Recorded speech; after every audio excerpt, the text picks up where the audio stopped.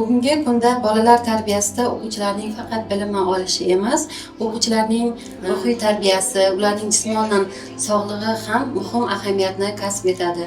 Shuning uchun biz maktabimizda raqs terapiya loyihasini yo'lga qo'yganmiz. Bu raqs terapiya loyihasida hozir 20 nafar o'quvchilarimizni qamrab olganmiz. Raqs terapiya loyihamizda turli xil yoshdagi o'quvchilarimiz qatnashib kelmoqda. Mashg'ulotlarimiz haftasiga bir necha marotaba o'tkazilib, unda o'quvchilarning jismoniy faolligi, ritm sezgisi va ijodkorligi rivojlantiriladi.